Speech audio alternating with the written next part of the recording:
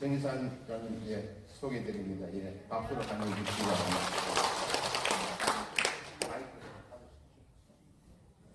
안녕하세요. 정은경 장애인식개선 강사 정은경입니다. 저는 교회를 늦게 갔어요. 저는 교회를 제 주위에 지인들이 맨날 너를 위해서 기도한대요. 그래가지고 그런데 이제 뭐 하나님의 교회, 여호와 중에 뭐 침례의 교회 장로들 굉장히 많잖아요.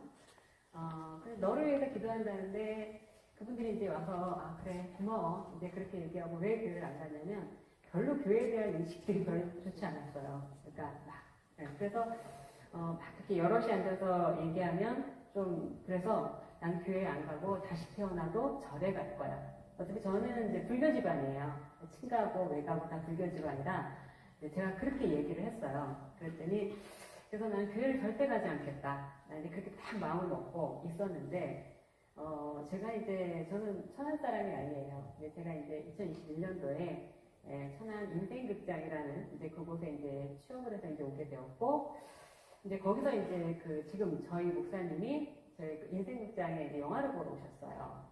저희 목사님이 저한테 뭐라고 얘기를 하시냐면 대부분의 목사님들은 교회 와라 이렇게 얘기하시잖아요. 근데 목사님 그렇게 얘기 안 하시고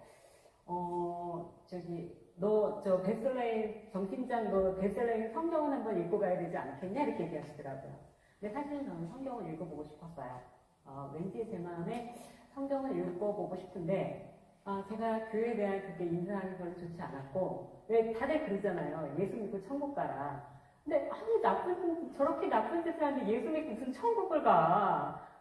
이제 그렇게 생각을 하고 교회 가지 않았는데 그 말이 그렇지 않더라고요. 예수 믿고 천국 가라는 얘기는 예수님이 이제 성령으로 잉태되셔서 그분이 우리 죄를 다 사하고 가셨기 때문에 예수 믿으면 천국 간다 이런 내용이었고 예수만 믿으면 천국 가는 게 아니라 하나님 뜻에 따라야 천국 간다 이 얘기가 맞더라고요. 그래서 이제 그거를 제가 이제 배웠고 그리고 이제 성경을 가르쳐 주시더라고요. 저희 목사님 이제 성경을 읽고 싶어서 이제 화요일날, 목요일날 성경 통독학교를 여세요. 이제 성경을 가르쳐 주시는데 가서 성경을 제가 이제 올해 일독하는 게 제 목표인데 제가 이제 시편 77장까지 읽었어요. 근데 이제 거기서 제가 가장 마음에 와 닿는 거는 뭐였냐면 야베스의 기도였어요. 야베스의 기도에서 그러죠. 주여 오늘도 저에게 복을 주시어 주님의 손으로 저희 지역을 넓혀주시고 저를 모든 환난으로부터 벗어나게 하여 저희 모든 근심이 사라지게 하소서. 이 말이 제 가슴에 가장 와 닿았어요. 그래서 이제 그렇게 이제 제가 그 기도를 하고 있는데 어느 날 이제 딱 일어났는데 뭐가 딱 머릿속에 떠올랐냐면 살아서 역사하시는 하나님이라는 그 문구가 딱 떠오르더라고요. 그래서 저는 지금 기도를 어떻게 하고 있냐면 살아서 역사하시는 하나님, 오늘도 저에게 복을 주시어 주님의 손으로 저희 지역을 넓혀주시고 저를 모든 환난으로부터 벗어나게 하여 저희 모든 근심이 사라지게 하소서. 이렇게는 지금 기도를 하고 있습니다. 제가 성경을 다 읽고 난 다음에 제 기도가 어떻게 바뀔지는 모르지만 지금 이렇게 기도를 하고 있고요. 네, 오늘 장애인식개선 강의 함께 살아가는 우리들이라는 그런 주제로 한번 이야기를 해보도록 하겠습니다. 제가 같이 이렇게 신앙생활을 하니까 오늘 제 강의가 질문이 있으면 동조를 해주실 거죠? 네, 감사합니다. 자, 장애인 자녀를 두었을 때 우리나라 대부분의 부모님들이 어떤 생각을 할까요? 어떤 생각을 하실까요? 장애인 자녀를 두었어. 그러면 네? 안쓰러워. 대부분 이런 생각들을 하시더라고요. 이 아이가 커서 결혼은 할까? 자기 밥벌이는 할까? 이 아이보다 하루는 더 살아야 되는데 이렇게 생각들을 하시는데 제 경우를 한번 비교해서 얘기를 해보도록 하겠습니다. 제가 결혼을 했을까? 제 밥벌이는 하고 있을까? 우리 엄마는 뭐라고 얘기했을까? 예. 여러분 일이 여태까지 계속 일을 하셨잖아요. 일을 하면서 이 일이 나한테 어떤 의미였을까? 한번 생각을 해보셨죠? 일이 어떤 의미셨어요? 나에게 일은 이런 의미야? 제가 이제 블로그를 해요. 그래서 제 지인 50분들한테 보냈어요. 일이 어떤 의미냐고 그랬더니 이제 50분들이 쫙 답변이 왔어요. 가장 많은 게 뭐였냐면 삶의 원동력이다. 삶의 활력소다. 이런 이야기가 가장 많았습니다. 저는 일을 할 때 굉장히 행복하고 일을 사랑하고 사실 제가 살아있다고 느껴요. 그만큼 저한테 일은 중요한 건데 장애인이나 비장애인 모두에게 일은 중요하죠. 그래서 일단은 첫 번째 일은 뭐예요? 생존 수단이죠. 우리가 일을 하고 수입을 얻어서 그것을 먹고 밥을 먹잖아요. 수입을 얻어 밥을 먹고 우리가 안전하게 살 수 있는 집을 구하고 생존 수단이고 그리고 이렇게 또 여기 이제 선생님들 이제 여기 학교잖아요. 학교 오셔서 어머 어저께 뭐 드라마에서 뭘 봤는데 막 이렇게 드라마 얘기도 할 수도 있고 소통이 창구죠. 또 뭐 아마 이렇게 아까 저기 할아버님이 제일 먼저 오셨는데 요즘 뭐 공부할 게 뭐가 있어? 이렇게 물어보시더라고요. 이렇게 뭔가 할 수 있는 걸 물어볼 수도 있고 그리고 우리의 꿈을 실현할 수가 있습니다. 그런데 우리나라에서 장애인 취업률이 몇 프로일까요? 장애인 취업률 몇 프로라고 생각하세요? 모르죠. 네, 1%더라고요. 신문에서 이렇게 딱 조사를 해보니까 1%였습니다. 비정규직이 맞습니다. 비정규직은, 그러니까 우리가 정규직이 일주일에 5일 일하잖아요. 비정규직은 일주일에 한 3일 정도, 4-5시간 정도의 일을 하는데 수입은 100만 원 이하. 그거 갖고 한 달 살 수 있어요? 어렵죠? 네, 어렵습니다. 장애인들이 그럼 취업하기 어려운 이유가 뭘까요? 장애인들이 취업하기 어려운 이유가 뭐였냐면, 이제 이거는 한국장애인고용공단하고 여러 이렇게 신문들을 이렇게 종합해 보니까 적합한 직무가 없어서, 가르치지 못할 것 같아서, 안전하지 않아서, 그 다음에 편의시설 비용이 부담이 되어서, 그리고 다른 직원들이 불편해해서 이런 게 많았습니다. 그러나 우리나라는 이제 이렇게 장애인을 이렇게 장애인을 고용한 기업들이 이렇게 막 조사하고 이런 게 없지만 외국 같은 경우에는 이제 장애인을 고용한 기업, 100대 기업을 이렇게 조사를 해보면 장애인들이 비장애인들보다 훨씬 안전했습니다. 네. 자, 그러면 이렇게 장애인들이 살기가 어려운 사람들이 무슨 생각을 해요? 나 그만 살까? 막 이런 생각들을 하잖아요. 장애인 자살률은 우리나라에서 몇 프로일까요? 몇 프로? 우리나라가 OECD 중에 자살률 1위죠. 장애인은 그거보다 2.6배 높았습니다. 왜냐하면 이 아이보다 하루 더 살아야 하는데 왜? 내가 죽으면 이 아이가 천덕꾸러기가 될까봐 이 아이보다 하루 더 살아야 하는데 하다 보니까 어떻게 돼요? 동반 자살을 하는 경우가 많고 종종 뉴스에 나오죠. 그렇습니다. 자, 그럼 장애의 정의에 대해서 알아보도록 하겠습니다. 저와 같이 장애가 있는 사람을 어떻게 부르는 것이 옳은 표현일까요? 손가락을 이렇게 해보세요. 1번, 2번, 3번 중에. 네? 3번? 네. 아니고요. 장애인이라는 표현이 옳은 표현입니다. 왜냐하면 장애자에서 자자는 놈자자를 써요. 그래서 장애인을 이렇게 낮춰서 부르는 표현이기 때문에 사용하지 않고요. 장애우, 내가 너의 친구가 돼줄게. 장애에 대한 긍정의 표현이에요. 그런데 장애인은 아이도 있고 어르신도 계시죠. 근데 그 어르신한테 내가 할아버지 친구 돼줄게. 장애우야. 이렇게 표현하면 안 되기 때문에 장애인이라는 표현이 옳은 표현입니다. 근데 내 친구가 장애인이야. 저기 가고 있어. 야, 장애인! 이렇게 부르면 안 되죠. 은경아, 같이 가! 야, 기종아, 같이 밥 먹자! 이렇게 부르는 게 옳은 표현입니다. 표현을 올바르게 할 때 장애인과 비장애인이 함께 더불어 할 수 있습니다. 자, 장애인에 대한 정의는 뭐냐면 우리나라는 신체적, 정신적 장애로 국한을 했어요. 그래서 신체적, 정신적 손상으로 인하여 오랜 기간 동안 일상생활이나 사회생활에 상당한 제약을 받는 사람을 장애인이라고 합니다. 자, 그러면 저는 선천적인 장애인일까요? 후천적인 장애인일까요? 후천적. 선천적인 장애인이 무슨 뜻인지 아세요? 그렇죠. 엄마 뱃속에서 태어날 때부터 장애인으로 태어난 사람은 선천적인 장애인이라고 하고 엄마 뱃속에 태어나서 어떤 사고라든가 질병에 의해서 장애인이 되는 사람을 후천적인 장애인이라고 하는데요. 저는 선천적인 장애인이에요. 엄마 뱃속에 태어날 때부터 5손가락으로 태어나서 제 별명이 5손가락이에요. 예. 그래서 그러면 선천적인 장애인으로 하고 모두 다 유전은 아닙니다. 모두 다 유전은 아니고 그러면 우리나라에 선천적인 장애인이 많을까요? 후천적인 장애인이 많을까요? 그렇죠. 후천적인 장애인이 88.1% 훨씬 많습니다. 신체나 그럼 정신의 결함이 없는 사람을 어떻게 표현하는 것이 옳은 표현일까요? 결함이 없는 사람. 어떻게 표현하는 게 옳은 표현일까요? 일반인, 정상인, 비장애인, 예비장애인 이렇게 표현하는 것이 옳은 표현입니다. 만약에 선생님들이 저와 같은 장애인을 만약에 선생님들은 정상인 이렇게 표현하시잖아요. 그러면 저와 같은 장애인들은 모두 다 비정상인이 되기 때문에 비장애인, 아까 후천적인 장애인이 많았죠. 그러면 언제 장애인이 될지 모르기 때문에 예비장애인 이렇게 표현하는 것이 옳은 표현입니다.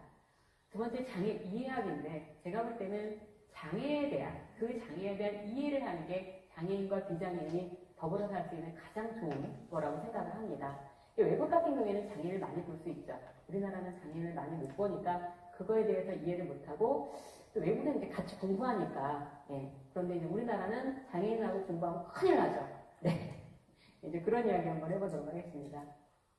우리나라는 15가지 장애 유형으로 나뉘어요. 그래서 장애 인구가 우리나라는 얼마냐면 5%예요. 근데 외국은 20%가 넘는 나라도 있습니다. 왜 그럴까요? 우리나라가 상대적으로 장애인이 적어서 그게 아니라 유형이 이렇게 신체적, 정신적으로 국한했기 때문에요. 외국 같은 경우에는 비만, 당뇨, 고혈압, 치매, 에이즈 이런 것도 다 당뇨로 봐요. 뿐만 아니라 의사소통이 어려운 외국인 이민자도 장애로 보는 나라도 있습니다. 그렇기 때문에 외국은 장애 범위가 넓어요. 그러니까 장애 인구가 막 20몇 프로 이렇게 되는 거고 우리나라는 신체적 정신으로 국한했기 때문에 5%밖에 안 돼요. 현재 한 264만 5천 명 좀 넘어가고 있습니다. 이제 이렇게 그래서 이제 장애는 크게 신체적 장애와 정신적 장애로 나누는데 신체적 장애는 신체 외부 장애와 내부 장애로 나눠져요. 신체 외부 장애, 언어 장애, 안면 장애, 뇌병변 장애. 그다음에 신체 내부 장애는 아까 목사님이 스트레스 얘기하시더라고요.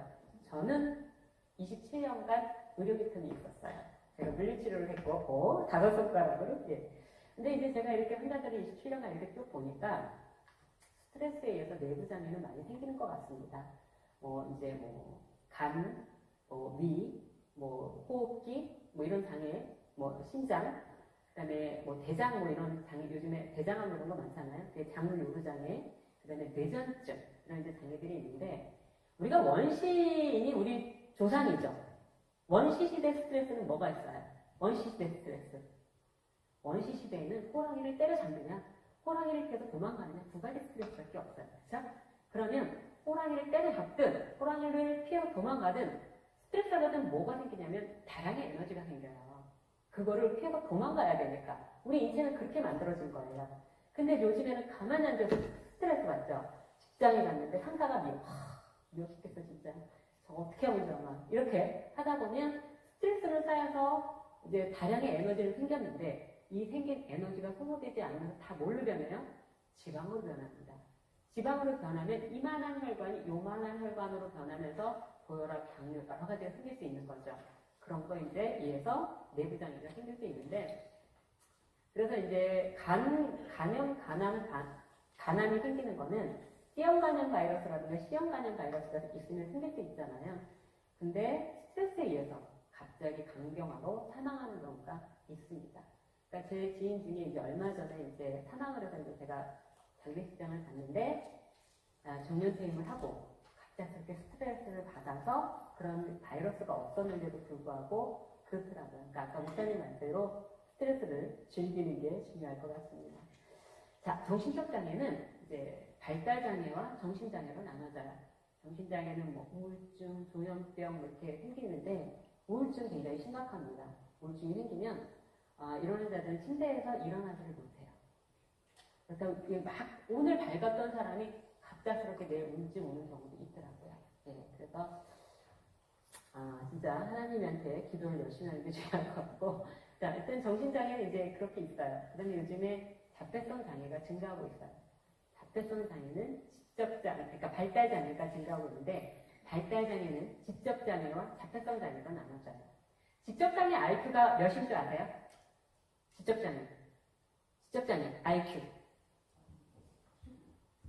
72야. 그럼 경계성 장애는 71부터 84. 그다음에 비장애 85 이상입니다. 자폐성 장애 그러면 이제 아마 우영우 생각나실 거예요. 우영우 보셨죠? 아니면은 우리들의 블루스의 정은혜 작가. 예. 정은혜 작가가 이제 발달장애죠. 다운 증후군으로 이렇게 이제 그렇게 생각하시면 되고. 그래서 2021년도에 뚜렛 장애라든가 강박증이라든가 기면증이 이제 새로 이제 장애로 들어왔어요. 뚜렛 장애는 이제 갑작스럽게 막 욕설을 하는 거예요. 예. 자기 의지와는 상관없이. 그 다음에 이제 기면증은 아무 때나 졸려. 강박증은 이렇게 막 금을 밟으면 안 되고 막 이렇게 문을 잠글 때 막 계속적으로 4번 돌린다든가 이렇게 그런 게 이제 강박증입니다. 이렇게 15가지 장애 유형으로 나뉩니다. 장애인 하면 누가 제일 연예인 중에 떠오르세요? 강원래 씨. 그쵸? 네. 강원래 씨하고 저는 지체장애인이에요. 근데 이제 에티켓이 있어요. 이제 저 같은 경우에 제 경험을 얘기하면 제가 이제 식당을 이제 부페 식당을 갔어요. 이제 식판을 딱 들고 서 있으니까 제가 이제 밑으로 보였던 거예요. 어떤 분이. 그러니까 갑작스럽게 오셔가지고 제 식판을 딱 잡는 거예요. 제가 놀랬을까요? 안 놀랬을까요? 놀래요. 되게 자빠질 뻔했습니다. 그러니까 저희한테 일단 물어보셔야 돼요. 내가 식판을 들게 도와줄까요? 아니면 휠체어를 밀어줄까요? 먼저 의향을 물어보고 하셔야지 그냥 도와준다고 확 잡아버리면 그러다가 제가 내 식당이 올 수 있습니다. 뒤로 자빠져서. 그래서 코럴 에티켓을 지켜주셔야 돼요. 이동욱이라는 개그맨은 시각장애인이 됐죠. 시각장애인은 어떤 에티켓이 있을까요? 일단 안 보이니까 더 두렵잖아요. 아까 저는 보이는데도 누가 와서 잡으면 두려웠는데 그렇기 때문에 일단은 그분한테 가서 내가 누군지를 밝혀야 돼요. 안녕하세요. 저는 오늘 선생님을 도와줄 정경이에요. 그리고 그분의 팔을 잡는 게 아니라 그 팔을 내밀어서 그분이 저희를 잡게 해야 됩니다. 그러면서 한 발 먼저 앞에 가면서 여기 오른쪽에는 뭐가 있고요. 왼쪽에는 뭐가 있어서 조심하셔야 된다라는 그렇게 알려줘야 됩니다. 그리고 시각장애인들이 이렇게 데리고 다니는 개를 뭐라 그래요? 안내견이라고 하죠. 그 안내견은 극장이라든가 식당에 데리고 들어가도 안전합니다. 데리고 들어가야지 데리고 들어가는 거를 막으면 뭐 할까요? 아니요, 못 들어가면 보내줘야 돼요. 안 보내주면 벌금을 부과합니다. 예, 그래서 그런 게 있고, 우리 왜 초등학교 딱 들어다니면 막 미인전 있잖아요. 그 유명한 베토벤, 청각장애인이었죠. 청각장애인 같은 경우에는 뭐를 해요? 보청기를 하죠. 저는 보청기를 제가 취급을 했었는데, 그 보청기는 4채널, 8채널, 12채널 해가지고 이렇게 대역대별로 가격이 굉장히 비싸요. 근데 왜냐면 우리가 목소리가 저음도 있고 중음도 있고 이제 고음도 있으니까. 그런데 이게 그 보청기는 우리 뇌처럼 작동을 못해요. 그래서 우리 뇌는 딱 들으면 이거 우리 엄마 목소리야. 어머 이거 뭐라고 얘기하네 이렇게 얘기하지만 보청기를 만약에 꼈는데 여러분들이 한꺼번에 얘기를 하시면 그냥 웅성웅성한 것 같이 들리지 정확한 그 발음을 못 알아들어요. 그렇기 때문에 그리고 청각장애인들이 모두 다 수화를 할까요? 아니에요. 그분들은 이렇게 우리 입모양을 보면서 얘기하면 구화를 할 수도 있고 글씨를 써서 대화하면 필담을 할 수도 있어요. 그렇기 때문에 한 분씩, 아니 이분하고 대화하고 싶으면 한 분씩 이렇게 눈을 바라보면서 정확하게 발음을 하면서 하는 게 에티켓입니다. 발달장애인은 우영우라든가 정은혜 작가 요즘에 그런 거 보시면 발달장애인은 어떤 특징이 있냐면 우리들하고 받아들이는 감각이 달라요. 그래서 이제 의사소통이 어려운 거예요. 예. 그러니까는 만약에 우리는 이렇게 환한 빛이 이렇게 오면 기분 좋아 이럴 수 있는데 그 사람들은 굉장히 고통스러울 수 있고요. 그리고 우리는 막 잔잔한 음악, 너무 좋아 기분 이런 음악들이 그분들한테 굉장한 소음으로 들릴 수 있습니다. 그렇기 때문에 이제 그런 거를 감안하셔야 됩니다. 그래서 이제 그런 에티켓을 서로가 알 때 장애인과 비장애인이 함께 더불어 살 수 있을 겁니다. 자, 다음에 직장인 장애인 인권, 장애인 고용 촉진 및 직업 제한법, 장애인 차별 금지 및 권리 구제 등에 관한 법률은 뭔지 정당한 편의 제공이 뭔지 베어리 쿠리에 대한 이야기를 한번 해보도록 하겠습니다. 자, 인권이란 뭔가요? 우리가 엄마 뱃속에서 응애 하고 태어나면 누구나 뭐 나이, 성별, 언어, 국가, 종교, 장애 이런 거 상관없이 누구나 누려야 될 평등한 권리죠. 근데 제가 볼 때 장애인 인권 저희 나라는 별로 없는 것 같습니다. 제가 볼 때는 그렇습니다. 자, 장애인 고용 촉진 및 직업 제한. 장애인에 대한 관심을 갖기 시작한 게 언제부터 갖기 시작했을까요? 자신 있게. 언제? 1988년 패럴림픽이라는 장애인 올림픽이 열리면서 장애인에 대한 관심을 비로소 갖기 시작을 합니다. 그러면서 한국장애인 고용공단이 만들어지고 한국장애인 고용공단이 만들어지면서 장애인의 취업을 촉진시키기 위해서 장애인 고용촉진 및 직업재활법이라는 게 만들어져요. 근데 여기 가장 중요한 게 뭐냐면 의무고용제도예요. 왜? 우리도 먹고 살아야 되니까. 자, 의무고용제도라는 건 뭐냐면 정부 및 지방자치단체가 상식을 얻어서 50인 이상의 공공기관은 3.8%의 장애인을 고용해야 하고 상식을 얻어서 50인 이상의 민간기업은 3.1%의 장애인을 고용해야 한다는 제도예요. 그런데 이 50인 이상은 이제 좀 어려우니까 정부에서 어떻게 했냐면 100인 이상의 기업들은 이제 3.8%, 3.1% 이렇게 부과를 하는데 100인 이하의 기업은 이거는 뭐예요? 법이죠. 법이니까 이제 어떤 벌칙이 주어지잖아요. 벌칙이 주어지는데 뭐가 주어지냐면 미고용 부담금이라는 걸 내야 돼요. 만약 3.1%, 3.8%, 3.1%를 고용하지 않았을 경우에는 미고용 부담금이라는 걸 부과해야 하고, 그리고 이제 100인 이하의 기업은 이걸 부담하진 않아요. 그 대신 1년에 한 번씩 우리 장애인을 이렇게 고용하겠습니다라는 고용 계획서를 제출해야 합니다. 이제 이런 거가 있는데 이건 뭐예요? 그냥 그 기업에서 이렇게 고용해. 근데 저희들도 능력이 있잖아요. 우리 재능이 있잖아요. 정원혜 작가 같은 경우에는 그림을 잘 그린다거나 우영우 같은 경우는 뭐 이렇게 법이라든가 이런 걸 잘 외운다거나 이제 그런 게 있잖아요. 그래서 이거는 기업의 입장에서 보면은 그냥 3.8%, 3.1% 고용을 하면 기업은 어떻게 돼요? 우리는 사회적 책임을 다했어. 이렇게 이제 볼 수 있어요. 장애인도 그 능력에 그리고 장애인을 많이 고용하잖아요. 그러면 아까 그 장애인 고용 부담금이라는 것이 장애인 고용 부담금을 받기 위한 게 목적이 아니죠. 목적은 뭐예요? 장애인 취업을 많이 시키는 게 목적이죠. 그렇기 때문에 장애인을 많이 취업시키면 3.8%, 3.1%보다 많이 고용했을 경우에는 고용 장려금이라는 것을 줍니다.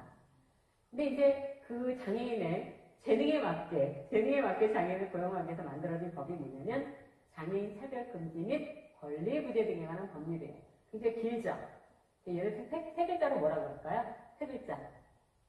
장차법이라고 해요. 세 글자로 장차법. 7가지에 대한 차별을 하지 말라고 합니다. 고용차별하지 마라 뭐가 있을까요? 서울대학을 나왔어. 학점이 4.5야. 딱 면접을 보러 갔습니다. 휠체어를 탔어. 손가락이 5개. 어머 니네 안 돼! 이렇게 장애인이라 안 돼 하면 안 된다라는 거예요.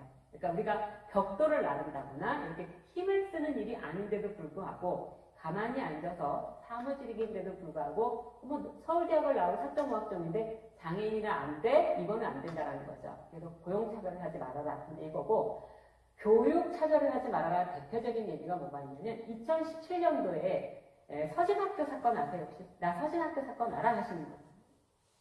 모르세요? 2017년도에 강서구에 서진학교라는 특수학교가 지어지려고 했어요. 강서구 주민들이 혐오시설에 가지고 굉장히 반대를 합니다. 그때 장애인 학부모님들이 무릎을 꿇고 울면서 빕니다. 뭐라고 빌었을까요? 뭐라고? 여러분이 때리시면 맞겠습니다. 여러분이 욕을 하셔도 좋습니다.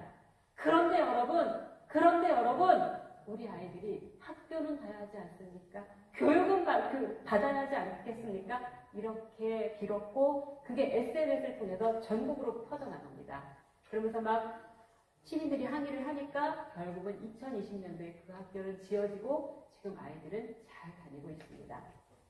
그 다음에 세 번째, 재화와 용역의 제공 및 이용에 대한 차별을 하지 말아라는 게 있습니다. 이거는 뭐냐면 이제 그 청각장애인이 면접을 보러 가면 누가 필요해요? 그렇죠. 수학 통역사가 필요하고, 그 다음에 시각장애인이 시험을 보러 갔어요. 그럼 비장애인들이 보는 시험지를 줘야 될까요? 점자 시험지를 줘야 될까요? 그렇죠. 그런 걸 제공해야 한다는 거예요. 그 다음에 사법 행정 절차 및 서비스와 참정권에 대한 차별을 하지 말아라. 이게 있습니다. 휠체어 장애인이라든가 시각장애인이 투표를 하러 갔어요. 근데 투표소가 2층이나 3층에 있어요. 그럼 뭐가 있어야 돼요? 그렇죠. 엘리베이터가 있어야 됩니다. 그래야 이제 그래서 기회와 조건을 균등하게 주어라. 이제 그거고 그 다음에 모 구성권에 대한 차별을 하지 말아라. 이게 있습니다. 혹시 2003년도에 I am Sam이라는 영화 보신 적 있나요? I am Sam. 나 이 영화 봤어. 예? I am Sam이라는 영화는 뭐냐면 아빠가 지적장애인이에요. 아빠가 지적장애인 아까 IQ가 몇이라고 했죠? 72야. 요즘에 이렇게 지적장애인들도 많이 보입니다. 근데 모는 애 뭐만 보이는 거예요. 제 대표님이 그러시더라고요. 모는 애 뭐만 보이는데 맨날 그런 거만 보인다고 이제 그러는데 이제 그렇습니다. 그런데 이 I am Sam이라는 이제 아빠가 70 지적장애가 있으니까 딸아이가 너무 예뻐요. 다코페닝이 이제 그 딸아이로 나왔어요. 그러니까 이 딸아이를 좋은 부모한테 입양 보내야 된다고 이제 막 그런 영화예요. 법적 이제까지 갑니다. 근데 이 딸아이가 뭐라 그러냐면 난 좋은 부모 필요 없어. 우리 아빠랑 할 거야. 이제 이런 영화예요. 이제 제 예를 하나 들으면 요즘에 이제 그 비장애인 분도 이제 부모가 애를 많이 키워주잖아요. 저도 이제 저희 아들을 이제 저희 친정 부모하고 저희 남편하고 저하고 이제 넷이서 키웠어요. 근데 이제 저는 계속 19살부터 이제 직장 생활을 했는데 이제 저희 어느 날 휴일날 햇볕이 딱 비치는데 옛날에 마루라는 게 있었잖아요. 마루에서 이제 우리 아들이 저희 아들은 지금 28살이에요. 우리 아들 조금 했을 때 이제 데리고 앉아가지고 제가 앉아있는데 우리 아들이 갑작스럽게 양말을 이제 이렇게 앞에 있으니까 양말을 딱 두 손으로 잡더니 한 발이 쏙 나가는 거예요. 너무 신기했어요. 왜냐하면 우리 아들이 마술을 하는 줄 알았어요. 왜? 나는 한 번도 양말을 두 손으로 신어본 적이 없으니까. 저는 5손가락으로 태어났으니까 항상 양말을 이렇게 애기갈거리게 걸어서 지그재그로 저는 양말을 신어요. 근데 우리 아들이 두 손을 잡고 탁 양말 신는데 배승현 너 뭐 한 거야? 너무 신기해가지고 이제 우리 엄마한테 그거를 또 양말을 벗기고 그걸 또 해보라 그러면 또 야단 맞을까봐 애 데리고 장난친다고 이제 애를 조용히 이제 저희 방으로 데리고 들어갔어요. 양말 한 짝 딱 벗기고 하나 해봐. 그러니까 저희 아들이 지 엄마가 시키니까 울지도 않고 10번을 하는 거예요. 엄마 또 해봐, 또 해봐. 너무 신기해서. 저희 아들이 이제 고등학교 정도 됐을 때 이제 저보다 크잖아요. 이제 듣지도 좋고. 그냥 엄마가 너한테 그런 걸 시켰어. 그러니까 저희 아들이 뭐라 그러면 엄마! 나 지금도 그거 해드릴 수 있어요? 딱 이러더라고요. 그래서 제가 뭐라 그러냐 야! 네가 지금 하면 안 예쁘거든? 이 다음에 손주나마 한번 시켜볼까? 제가 그랬어요. 그러니까 저희 아들이 뭐라 그러냐면 엄마! 아동학대거든? 그러더라고요. 졸지 아동학대범이 됐지만 제가 손주나면 며느리 몰래 한번 해보려고 합니다. 네. 자, 그렇게 해서 이제 모 구성법에 아프리카 속담에 그런 속담이 있습니다. 한 아이를 키우려면 온 주민들의 손길이 필요하다는 속담이 있습니다. 여러분, 장애라고 좀 부족하지만 그래도 그 아이를 가장 잘 소중하게 키울 수도 있지 않을까요? 그래서 서로 옆에서 좀 도와주면 그 아이는 무럭무럭 잘 자랄 거라고 생각합니다. 그 다음에 가정, 복지시설, 건강권에 대한 차별을 하지 말아라. 이거는 뭐냐면, 아마 그 도관이라는 영화 보셨나요? 청각장애 막 부박하는 영화. 공룡가요? 왜 여러분들 왜 잘생긴, 왜 남자가 이제 주연한 영화예요. 예. 그런 게 있고, 왜 염전노예. 요즘에도 왜 뉴스에 종종 나오죠? 이 막 장애인 학대하고 구박하고 해서 막 삐쩍 말르고 막 맞아가지고 막 이런 거. 장애인도 저희도 사람이기 때문에 이렇게 때리는 건 하지 말아야 된다고 저는 생각을 합니다. 자, 그 다음에 장애 여성, 장애 아동, 정신적 장애, 차별을 하지 말아라. 이걸 참 제가 할 말이 많을 것 같아요. 제가 이제 장애인으로 태어나서 제가 이제 저희 아들을 이렇게 임신했을 때 사람은 이제 별별 사람들이 다 있거든요.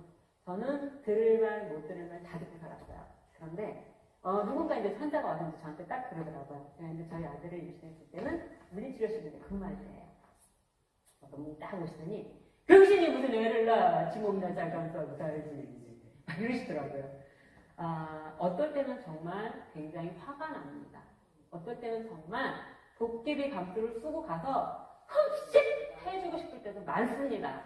예, 진짜 왜냐면 내가 똑같은 상황에서 내가 화를 내면 저거 장애가 있으니까 그렇지 그럴까봐 정말 화도 못 내고 네 정말 어떤 상황에서 웃어야 되는 내가 참 힘듭니다. 자, 자, 그래서 이렇게 7가지 차별을 하지 말고 기회와 조건을 균등하게 주어서 장애인과 비장애인이 함께 살아가는 세상이 되어야 할 것 같습니다. 자, 이제 요즘에 이제 이렇게 로고팔, 아까 제가 보청기능 얘기를 했고요. 아까 기회와 조건은 뭐예요? 저 같은 경우에 뭐 의술가 있다든가, 뭐 휠체어라든가, 아니면 보청기라든가, 이런 조건을 맞춰주라는 얘기예요. 예. 그래서, 근데 여러분, 제가 의술을 하지 않는 이유가 뭐냐면, 제가 고등학교 졸업할 때까지 의술을 했어요. 저희, 지금은 이제 의술가 많이 가벼워졌어요. 근데, 옛날엔 굉장히 무거웠습니다. 이거를 하루 가면 초등학교 1학년짜리가 몸무게가 얼마나 나가겠어요. 하루 학교 이걸 하고 하면 그 다음에 학교를 못 갈 정도로 무거웠어요. 지금은 이제 가벼운데 저보고 이제 의술을 왜 하지 않느냐라고 얘기하시는 분들이 많아요. 근데 왜냐하면 사실은 저는 선천적인 장애인인데도 불구하고 이쪽이 시려요. 제가 오늘 사실은 예쁘게 치마를 입고 올까 했는데 저는 추위를 제가 못 견뎌요. 제가 추우면 저는 이쪽이 싫어서 여름에도 이쪽은 타요. 제가 이렇게 구겨야 돼요. 그래서 예쁘게 치마를 입고 올까 하다가 너무 추워서 제가 감당이 안 되겠더라고요. 그래서 제가 그냥 바지를 입고 갔습니다. 근데 제가 이 의술을 왜 안 하냐면요. 여러분, 저는 고등학교 때까지 겨울에는 여기가 얼었어요. 얼으면 아마 아실 거예요. 동상에 걸리면 밤에 긁느냐고 잠을 못 자요. 너무 가렵습니다. 여름에는 헙니다. 순환이 안 되니까. 그러니까는 여기 이제 양말 같은 것을 껴요. 껴가지고 이렇게 해가지고 이제 묶습니다. 이렇게 해가지고 이렇게 해서 이제 묶고 이제 이렇게 묶고 이제 내리면 이제 손이 있는 것 같죠. 근데 제가 이걸 안 하는 이유는 여러분, 저는 이제 제가 블로그를 하는데 제가 장애인으로 태어난 데는 그만한 이유가 있다라고 제가 자신 있게 글을 딱 썼어요. 그랬더니 어떤 장애인분이 저한테 댓글을 딱 다셨습니다. 야, 너 척추장애도 맨날 누워있는데 너 그런 말 할 수 있어? 저한테 딱 그러더라고요. 제가 뭐라 그랬냐. 사실은 제가 시각장애인이 아니기 때문에 시각장애인의 상황을 잘 모릅니다. 이해하려고 노력할 뿐이지. 선생님들하고 똑같이. 청각장애인이 아니기 때문에 제가 청각장애인이 어떤 불편함이 있는지 모릅니다. 이해하려고 노력할 뿐입니다. 다만 제가 보청기를 껴보긴 하겠죠. 제가 보청기를 껴보고 이렇구나 라고 느낄 뿐입니다. 예. 근데 뭐냐면 순환이 안 돼서 싫은 데다가 이거 하면 과한데요. 저는 이렇게 태어난 데는 이렇게 태어난 이유가 있다고 생각하니까 저는 그냥 이렇게 자유롭게 사는 게 맞다고 생각합니다. 그러나 의수하는 게 나는 사람들 보기에 편해. 그런 분들은 하셔야 됩니다. 근데 저는 이렇게 자연스럽게 하는 게 저는 맞다고 생각을 하고 저는 이렇게 태어날 때 이유가 있다고 생각하고 그러다 보니까 이제 동전의 양면성처럼 이제 뭐 갈라지긴 하지만 저는 그렇게 생각을 합니다. 예, 리모컨은 여기다 놓군요. 네. 자, 그래서 이렇게 근데 이제 앞으로 장애인들한테 좋을 것 같습니다. 이제 왜냐면 AI 시대 그래가지고 로봇팔도 나오고 막 이렇게 뭐 이렇게 걷게도 해주고 그래서 좋은 세상이 될 것 같습니다. 자, 베리어 프리는 뭐냐면 장애물이 없는 세상입니다. 엘리베이터, 뭐 저상버스 이런 게 생겼을 때 사실은 아침에 저희가 이렇게 출근을 하러 나가잖아요. 그러면 뭐라고 얘기를 하냐면 병신이 왜 나왔어? 집구석에 있지. 우리가 내는 세금 니네들이 다 까먹자는데 여러분 저 세금 내는 시민입니다. 제가 19살 때부터 여태까지 하나도 돈을 안 받았거든요. 그러니까 네 저는 진짜 네 저한테 왜 언니들이 왜 그런 얘기해요. 기부를 좀 해라니. 아니 나는 있잖아. 내가 부모 부양하고 있고 내가 1년에 세금 6번이면 난 더 이상 할 수 없다. 그렇게 얘기를 하는데 네. 그런데 이렇게 배리어 프리한 사회가 돼야 되는 건 뭐냐면 이 엘리베이터라든가 저상버스가 만들어졌을 때 장애인만 타나요? 아니죠. 할머니도 뭐 밀고 다니세요? 이렇게 실버카 밀고 다니죠. 그리고 젊은 애기 엄마들 뭐 밀고 다녀요? 유모차 밀고 다니죠. 짐 많은 아저씨들 엘리베이터 타요 안 타요? 타죠. 여러분 저런 거 만들어지면 장애인만 살기 좋은 세상이 아니라 비장애인, 장애인 모두 살기 좋은 세상이 되는 거고요. 장애인들이 그 지하철에서 막 데모하는 이유는 뭐냐면 옛날에 저게 엘리베이터가 1980년대 이후부터 생겼어요. 그전에는 장애인들은 이동 수단이 없었습니다.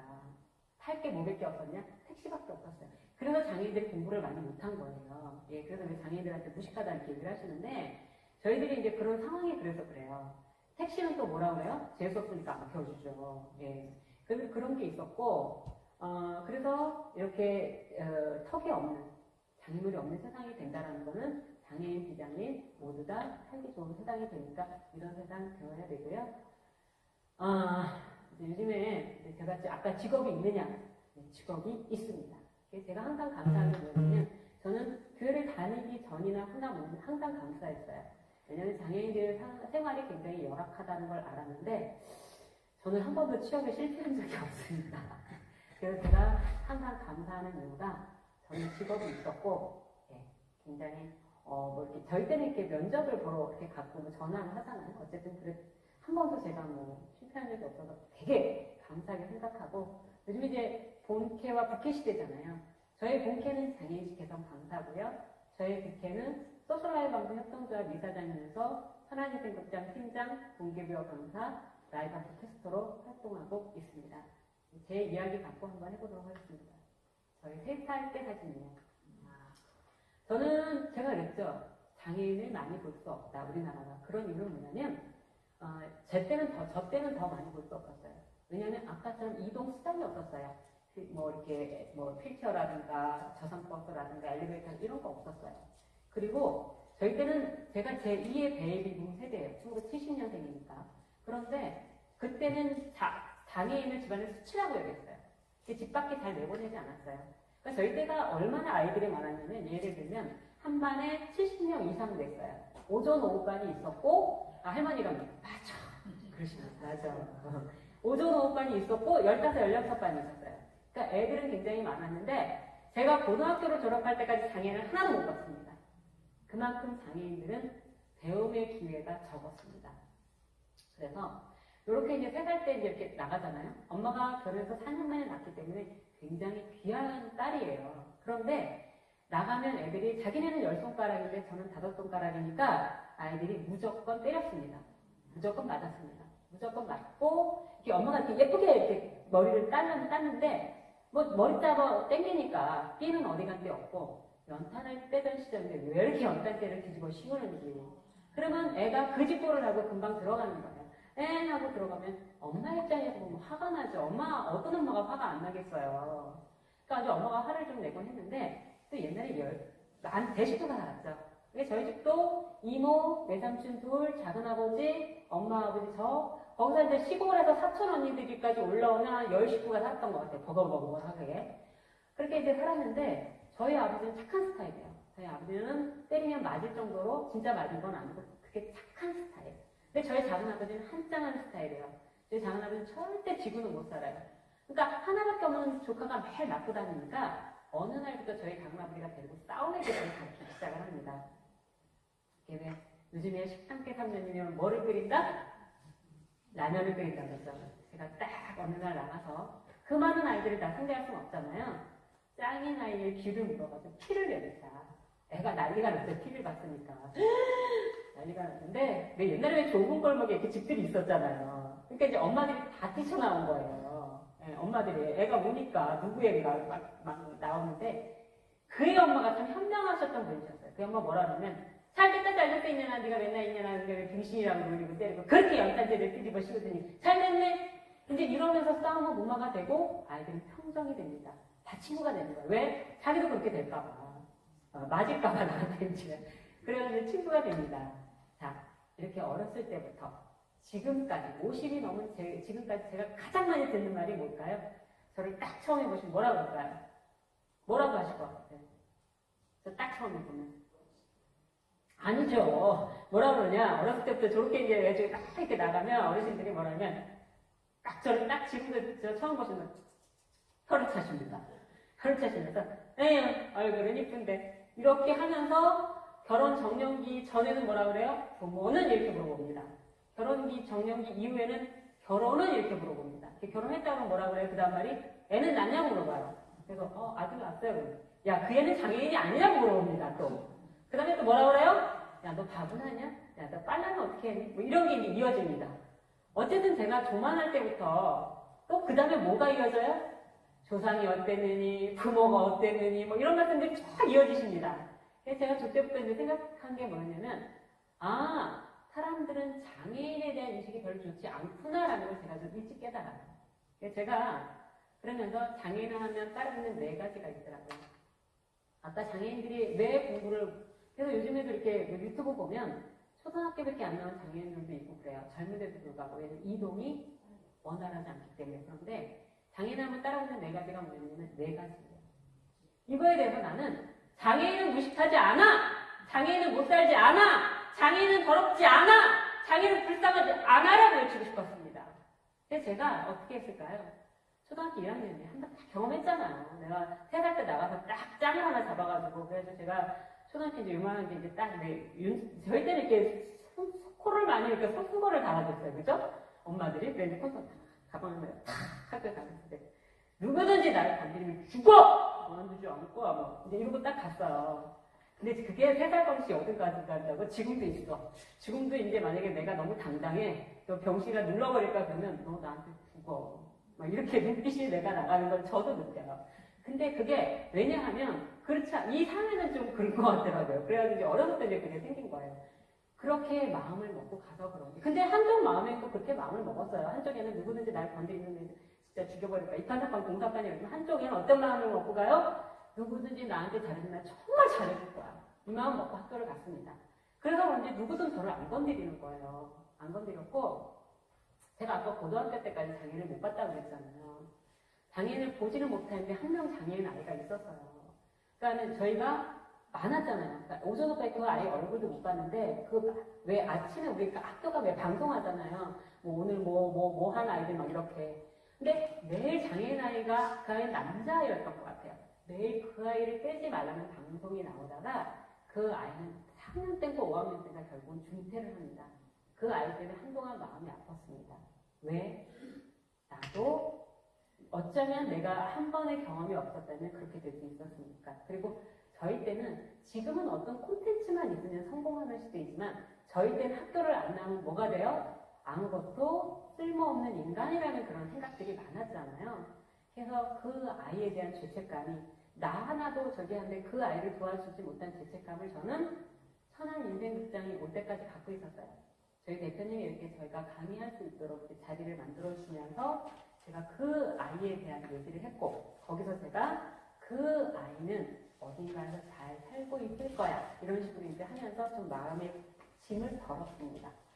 초등학교 때 이제 그렇게 마음을 먹고 갔고 초등학교 입학해가지고 아이들이 또 선생님한테 왜 쟤만 차별대우해요? 할까봐 했습니다. 아이들이 부채춤을 추면 추었고 아이들이 띵스를 하면 띵스를 했고 아이들이 옷을 만들면 똑같이 옷을 만들어 입었습니다. 정말 제가 어느 정도로 그러니까 왜 진짜 연습을 하는 거예요.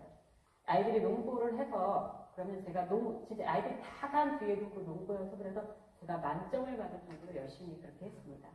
저는 중학교 때까지는 공부를 곧잘 했습니다. 이제 학급 반장, 부반장 이런 걸 할 정도로 잘했는데 고등학교를 가서 제가 공부를 못했어요. 저는 목적의식이 있으면 딱 그 목적만 보고 가요. 누가 뭐라 그러는지 딱 그게 쓰면 그것만 보고 가는데 고등학교 때는 제가 어떤 생각을 했냐면 내가 뭐 이렇게 장애인인데 그 비싼 등록금을 내고 대학을 나온다고 누가 나 써주기는 하겠어? 네. 뭐 이렇게 하다 보니까 제 성적은 바닥이었고 저는 고등학교를 졸업할 당시 인서울에 갈 대학이 없었습니다. 제가 아까 장애인은 못 살지 않아. 이거는 보여주고 싶었잖아요. 그래서 제가 고등학교를 졸업하고 전자회사를 들어갑니다. 전자회사에 들어가면 뭐예요? 공순이죠. 그러니까 내 자격지심에 장애인이야, 공순이야. 사람들이 나를 딱 볼 때, 쟤 무식해 이럴까봐 제가 한 게 뭐였냐면 저는 선장을 하고 무식하게 보이기 위해서 갔어요. 근데 그렇게 보는 명심보감은 지금까지 제가 이렇게 보면 가장 삶의 기본적인 도덕이 나와 있는 책이 아닌가라는 생각을 하고 제가 명심보감에서 이제 좋아하는 말들은 뭐 염려의 일견이라고 신신상사 받으신다. 종가득과의 중부득등이 천망이 회하야 소위 불르니라. 바르게 살라는 얘기죠. 결론에. 이런 내용 좋아하고요. 여자라서 성공하고 싶었어요. 저는 지금도 여자가 성공하는 책을 좋아합니다. 근데 이제 가장 제가 멘토로 삼고 싶은 사람은 누구냐면 일본 사람이에요. 그러니까 당신도 살아의 오이라 미스요시입니다. 이 사람은 중학교 1학년 때 왕따를 당합니다. 왕따를 당하고 비행 초원이 돼요. 인정받고 싶었는데 비행청소년 그 사이에서 인정받지 못하자 16살의 나이에 50이 넘은 약부자 두목하고 결혼합니다. 그 약부자 두목하고 결혼했는데 거기서도 인정을 받지 못하자 이제 22살에 술집 호스티스가 됩니다. 술집 호스티스가 됐는데 거기서 자기를 인정해주는 한 사람을 만나게 됩니다. 술집 호스티스가 돼서 그날 이제 있는데 아버지 친구가 옵니다. 아버지 친구가 뭐라고 얘기를 하냐면 너는 이런 걸 아이가 아니야! 이 말 한마디에 공부를 해서 35살에 변호사가 됩니다. 명문대, 우리나라 지금 서울대로 법대를 나온 사람도 힘든 그런 변호사가 되어서 비행청소년, 자기가 왜 비행청소년인지 그 마음을 알잖아요. 그래서 비행청소년들이 거기서 벗어날 수 있도록 도움을 주는 이 사람을 보면서 저는 제가 장애인으로 태어났기 때문에 장애인들이 어쩌면 내가 나를 통해서 세상 밖으로 좀 나왔으면 좋겠다. 라는 그런 의미에서 저는 이 오이라 미스요 씨를 좋아합니다. 저는 무식하다는 것을 좀 듣고 싶지 않아서 제가 어쨌든 대학을 졸업합니다. 저는 제가 벌어서 대학을 졸업했고 저는 제가 벌어서 대학원을 졸업했습니다.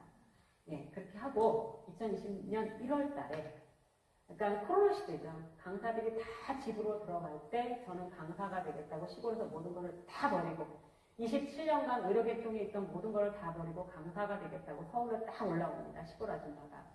시골 아줌마가 딱 올라와서 제가 올해는 유명한 강사를 찾아갑니다.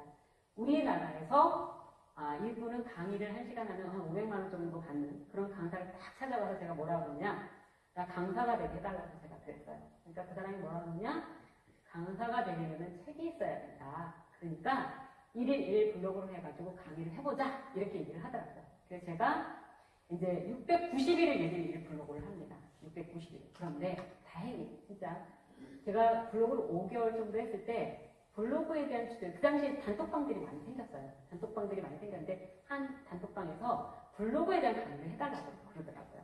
그래서 제가 가서 강의를 쫙 했어요. 저보고 뭐라 그러냐면 무대 체질이라 그러더라고요. 연습할 때보다 오히려 무대 올려놓으면 잘한다고 그러는데 가서 이제 강의를 딱 했는데 반응이 좋았어요. 그러다 보니까 이제 이 사람이 소문이 전해져서 이 단톡방 저 단톡방에서 부릅니다. 돈은 못 벌었는데 바쁘게는 엄청 바쁘게 살았습니다. 이 단톡방 저 단톡방 다니면서 이제 강의를 하면서 거기서 또 뭐를 제가 깨달았냐면 어떤 책이 없어도 콘텐츠가 있으면 강의를 할 수 있구나. 그래서 제가 굉장히 기대치예요. 제가 굉장히 기대치인데 제가 유튜브를 합니다. 유튜브를 해서 블로그와 유튜브로 나라는 브랜드를 만들어가는 과정이라는 주제로 강의를 했는데 그게 또 반응이 괜찮아서 여기저기서 온라인 오프라인에서 불러주더라고요. 그러다가 거의 2년 가까이 제가 무료 강의를 했어요. 2020년 1월 달에 강의사 되겠다고 올라와서 2021년 8, 9월 달에 드디어 유료 강의가 들어오기 시작을 합니다. 유료 강의가 들어오기 시작을 하고 천안인생극장 지금 대표님이 제 강의를 우연히 듣게 돼요. 근데 저희 대표님이 40년 강의를 하신 분이에요. 그래서 저희 대표님이 저보고 그러시더라고요. 그만 무료 강의 하러 다니고 천안인생극장 와서 팀장하면서 170점을 무대로 너의 꿈을 한번 펼쳐보라고 하시더라고요. 그래서 제가 이제 와서 팀장하면서 동기부여 강사, 장애인식 개선 강의를 하면서 저희 대표님이 저한테 그거 갖고는 힘들고 너만의 무기가 필요하다고 메타버스를 가르치시더라고요. 제가 이제 그래서 메타버스 강의로 활동을 했고 그 다음에 라이브 방송 캐스터. 저희 대표님은 2000년대 이전부터 라이브 방송 생방송을 하신 분이에요. 그러니까 축제 같은 데 이제 불려가요. 저희가 이제 작년에 또 이제 축제에 가서 라이브 생방송을 했고 올해도 이제 저희가 생방송을 했는데 막 찍는 거예요. 막 그거 흥겹게. 그런데 제가 이제 초짜잖아요. 생방송에. 제가 망칠 수도 있잖아요. 그러니까 저희 대표님은 제자들이 굉장히 많거든요. 제자들이 뭐라 그러냐. 정팀장을 세우지 말아라. 정팀장을. 쟤는 빼고 하자. 그런데 대표님이 해봐! 그러시더라고요. 잘했습니다. 네, 원래 무대 체질이라. 자, 그래서 제가 이런 이야기 하는 이유는 뭐냐면, 이 사진은 뭐냐면, 이제 천안에, 요즘에 왜 ESG 그래가지고 사회적 약자를 지원하는 기업들이 증가하고 있잖아요. 그런데, 천안에도 S기업에서 10세부터 24세까지 발달장애인 아이들 중에 노래를 잘하는 아이들을 선발해서 합창단을 만들었어요. 그렇게 해서 지원을 해주고 있는데, 제가 이런 이야기는 왜 할까요? 저희들의 장애가 아닌 재능을 보는 대표님들, 그 다음에 기업들이 많이 나와야 한다는 얘기입니다. 가장 중요한 건 장애인 자신입니다. 정은혜 작가가 그랬죠. 정은혜 작가가 엄마가 그랬죠. 정은혜 작가가 엄마가 뭐라 그러냐면 아이를 낳았을 때 축복받아야 할 우리는 축복받지 못했습니다. 그렇게 얘기를 했습니다. 그리고 둘이 있을 땐 너무 행복했습니다. 그런데 밖에 나가면 사람들의 그 시선에 의해서 정은혜 작가는 뭐가 왔어요? 지금은 그렇게 인기인이 되었지만 정은혜 작가는 조현병까지 왔습니다. 그러니까는 대인 기피증이 오는 거죠. 그러니까 이렇게 식구들이 이렇게 밥을 먹으면 이렇게 얼굴 보면서 엄마 어저께 뭐 했어? 야 내 생각한데 오늘 뭐 이렇게 얘기하는 게 식구들이 당연한 거잖아요. 근데 이렇게 눈만 마주치면 왜 쳐다봐! 이러니까 그냥 고개 숙이고 밥만 먹었다는 거예요. 그래서 정은혜 작가가 조현병 망상 환각이 오는 거고 그 엄마는 뭐가 와요? 뇌졸중으로 쓰러지죠. 그러면서 정은혜 작가 엄마가 자살을 해야 되겠다. 이런 생각을 안 하는데 그만 죽어야 되겠다. 이 세상에서 못 살겠고 그런 생각을 해서 동반자살 증가하는 겁니다. 정은혜 작가 엄마가 그렇게 얘기를 했고 근데 그렇게 되는데 왜 제가 이런 말씀 드리냐면 저는 왜 별별 말 다 들었다고 했잖아요. 제가 진짜 도깨비 감투 쓰고 실컷 두드러 패주고 싶을 만큼 미워했다고 했잖아요. 왜냐하면 저한테 와서 딱 제 몰골을 이렇게 딱 보면서 야 너처럼 태어났으면 자살했지 안 살아. 응? 야 그 몰골로 살아가냐? 이렇게 얘기하시는 분도 있고 진짜 한참 아이를 가져서 힘들게 막 아이 갖고 힘들게 일하고 있는 사람한테 병신이 무슨 애를 낳아. 응? 지 몸이나 잘 간수하고 살지. 그리고 제가 의술을 안 끼고 있으면 동전의 양면성처럼 반으로 갈라집니다. 어떤 분들은 야 너 좀 괜찮아. 야 너랑 친구하고 싶다. 야 이렇게 얘기하시는 분이 있는가 하면 쫓아가서 욕합니다. 병신이 다녀먹고 다녀. 창피한 줄도 모르고 아이고 너무 섭섭해서 계속 욕을 합니다. 저는 짧은 치마나 짧은 반바지 거의 입지 않습니다. 제가 뭘 그렇게 다녀먹고 다녔는지 쫓아오면서까지 얘기하는데 장애인 여러분 혹시 집에 장애인 누가 있다면 지인 중에 계시다면 그분들이 밥상머리에 가서 우리 얘기할까요? 안 합니다. 안 합니다. 우리 가장 중요한 건 뭐예요? 내 자신입니다. 우리 장애인 자신입니다. 세상에 대해서 여러분들이 당당하게 떳떳하게 여러분들의 목표를 세우고 가십시오. 그럴 때 장애인과 비장애인은 더불어 갈 수 있습니다. 여러분들이 울고 싶으면 얼마든지 아무도 없는 데 가서 펑펑 우십시오. 진짜 도깨비 감투를 쓰고 두드려 패주고 싶다는 생각 하십시오. 그러나 딱 끝쳤을 때는 딱 주고 나오는 겁니다. 저 꿈은 뭐냐면 장애인들 분들 중에 좀 유명한 장애인들은 이렇게 별칭이 하나씩 있으시더라고요. 제 꿈은 도도한 장애인이 되는 것입니다. 이 도자가 물렁칠 도자로 쓰이면 굉장히 교만하고 거만해서 몹쓸 사람이지만 이 도자가 넓을 도로 사용이 되면 제 이름이 널리 알려져서 제가 전국을 전 세계를 강의해서 많은 장애인들이 세상 밖으로 나오는 게 하는 게 제 꿈입니다. 여러분 제 꿈이 이루어질 수 있도록 큰 박수 한번 해주시죠. 감사합니다. 저는 다음이나 네이버에 따뜻한 건강밀도시 치시면 제 블로그가 딱 올라가요. 따뜻한 건강밀도 미래비전 콘서트의 준말입니다. 유튜브를 하고 있고요. 제 이메일이고 혹시 강의가 또 듣고 싶으시면 요거하고 좀 다르게 010-4133-0131에 연락 주시면 감사하겠습니다. 고맙습니다.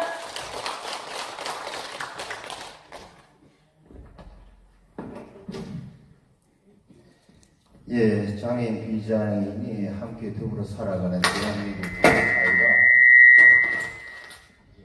천지지으신 주 하나님이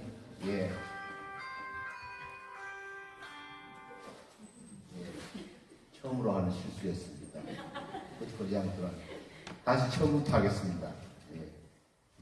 장애인과 비장애인이 함께 더불어 살아가는 대한민국과 우리 사회가 천지지으신 주 하나님 보시기에 참 좋은 아름다운 세상이라고 생각합니다. 맞습니까?